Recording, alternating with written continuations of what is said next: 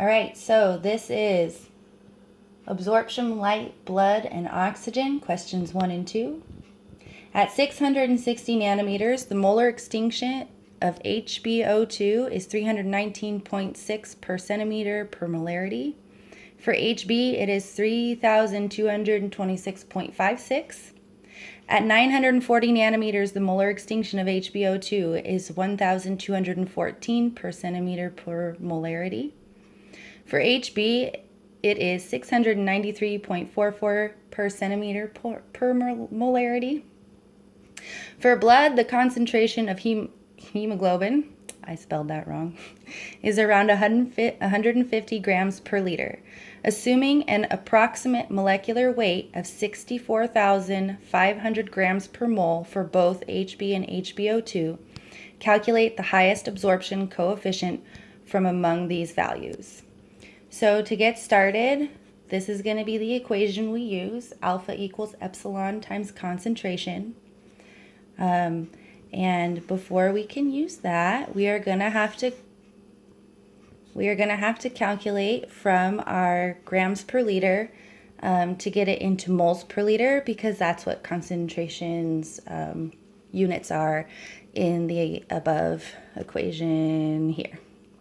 So to do that, you set up your little train tracks. Got 150 grams per 1 liter times 1 mole over 64,500 grams. This is going to give us 0.023255 grams per mole. And that is going to be the C that we use in our next calculations. So I started with HbO2. I made a table of our wavelengths, our epsilon, and then calculating alpha. And I just took the epsilon times the concentration that we calculated above, giving us a value of 0.743229. I repeated these same steps for 940 nanometers. So these are the two alphas that were found for HbO2.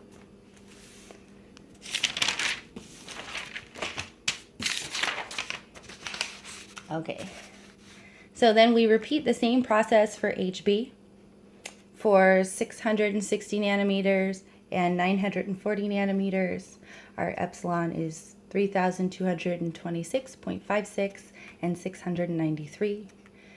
Doing our calculations, we get an alpha of 7.5033 and 1.61157.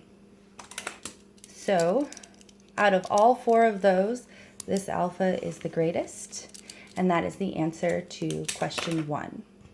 And then we'll do question 2, which says the absorption length or penetration depth is L equals 1 over alpha. The intensity equation can be written in terms of penetration depth as I equals I naught times 10 to the negative x over L. Calculate absorption length for oxygenated hemoglobin at 940 nanometers.